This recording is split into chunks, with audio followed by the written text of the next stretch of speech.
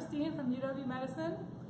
Take 1 part National Nutrition Month and 1 part March Madness, and what do you get?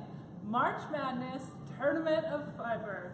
Actually, that's Veggie Madness Tournament of Fiber.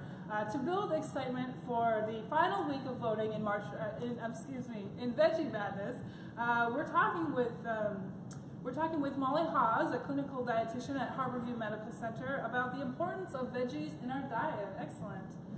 For our friends out there on Facebook, ask your veggie questions for Veggie Madness and in the comments field. We will get to as many questions as we can during this broadcast, and let's go ahead and kick it off with some questions. Molly, why is it important to eat a lot of vegetables? So vegetables are a very important part of our diet. They provide a lot of vitamins and minerals, and on top of that they have a lot of fiber, which helps keep us full and protects our digestive system. Great. Are some veggies healthier than others? So that's a good question. I know that a lot of vegetables get kind of a bad reputation, especially potatoes, because people think of fries and they think of a lot of the more quote-unquote unhealthy applications of potatoes. But really all fruits and vegetables have some health benefits that maybe others don't. For example, potatoes have a lot of potassium, and that's something that most of us need in our daily diets.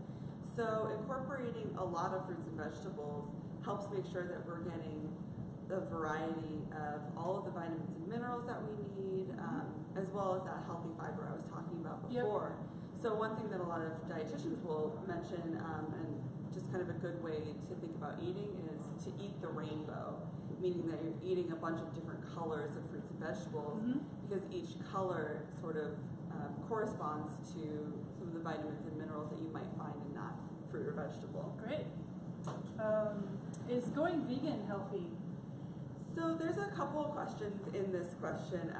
So is veganism healthy? 1, and then 2, is being vegan healthier than, say, hey guys, hi.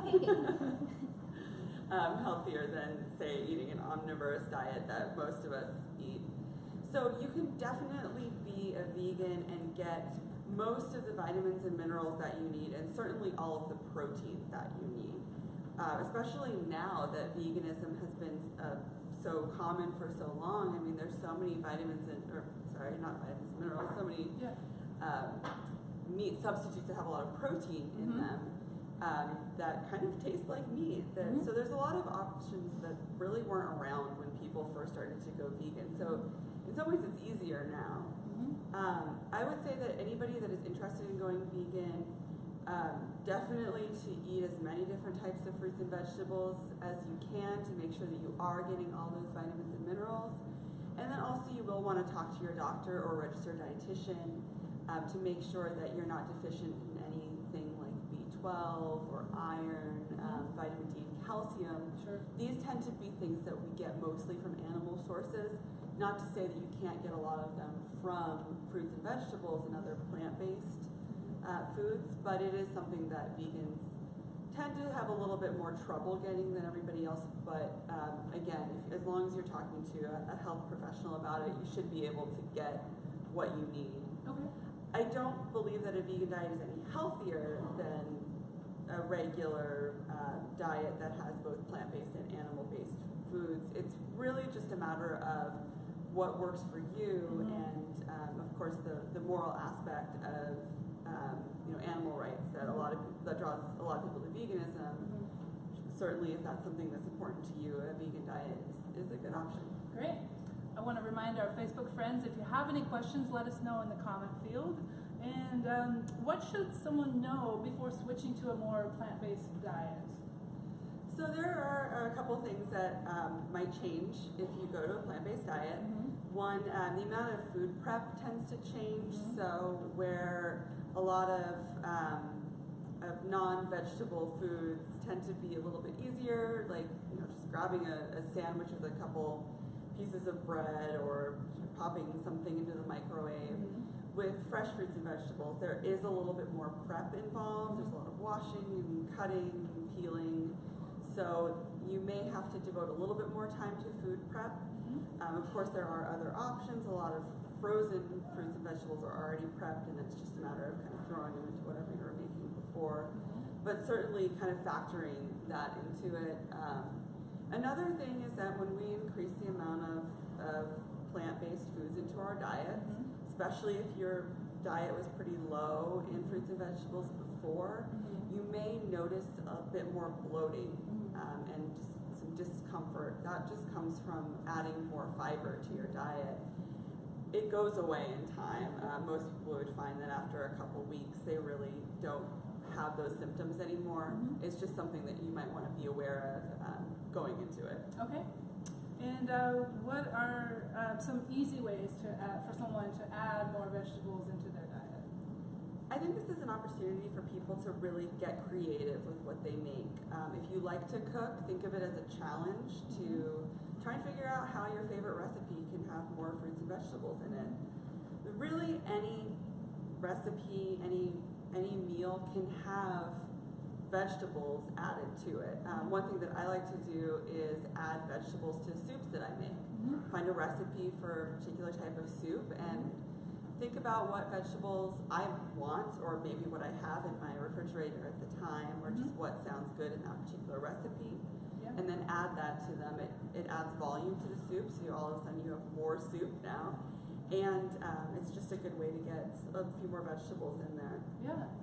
Note to our followers on Facebook, we have a recipe coming online tomorrow. It'll be on Right as Rain, which you can find at rightasrain.uwmedicine.org, and that'll be posted live tomorrow. That's a recipe for our sideline stew that we've incorporated some veggies that have been eliminated from the competition. And on that note, veggies, I'd like to turn it over to you. Do you have any questions for Molly? Oh, hi, Snap Pea. Hi. Hey. Join the party. Oh, sorry. So, Okay. That's totally fine. so I was eliminated in the first round of the Sorry. Veggie Madness tournament, and stupid broccoli made it to the championship. And so I'm wondering if you could just comment on why was broccoli so much more popular? Snap Pea got eliminated by broccoli. I'm sorry to hear that. I'm really, I think you're delicious, and I know that broccoli is kind of having a moment in the sun right now. Everybody is familiar with broccoli. They know what to do with it. You can just chop off the top and roast it or steam it. I think people don't know what to do with you. So maybe this is a good challenge to the viewers of this Facebook Live to maybe try and figure out how to cook with some snap peas. You know what, you don't even have to cook snap peas. You can just eat them raw, and they're delicious. So, I think your time will come, maybe not this year, but maybe the next Veggie Madness is going to be your shot at the championship. So I know people are very familiar with orange carrots, but are purple carrots just as nutritious? Yeah, so as a Husky alum, go Huskies, I do have to say I have a special place in my heart for the purple carrots. So different colors of fruits and vegetables mean that the fruits and vegetables have different chemicals that turn them that color, and those chemicals are good for us. That's the vitamins, the minerals that cause the fruits and vegetables to have those colors. So it just means that you, an orange carrot, and maybe your cousin, the purple carrot, just have a little bit different vitamin, mineral makeup. You're both healthy, and I think it's best to have a little bit of both the purple and the orange carrot. Good answer. Thank you. Yeah, thank you. I have a question. Yeah. The tomato is often misunderstood, and I was wondering, in your opinion, is a tomato a fruit or a vegetable? Okay, so this is purely my opinion, and I know that this is a hotly debated issue. I always think of the tomato as a vegetable, just because I eat it with other vegetables, and make a salsa that's got onions, tomatoes, cilantro, all these things that I think of as vegetables. I know you have seeds, and some people might think that because you have seeds, you're a fruit, but I say a veggie all the way. Alright. Do any of our Facebook friends have questions for us? Okay, we will keep going. So I just wanted to give a sneak peek. We just finished the Fiber 4, and I wanted to let our viewers know that if you're wondering who's in the championship, we have a sneak peek reveal. It is broccoli versus sweet potato. So voting opens on Thursday. Please check it out at uwmedicine.org/veggie madness.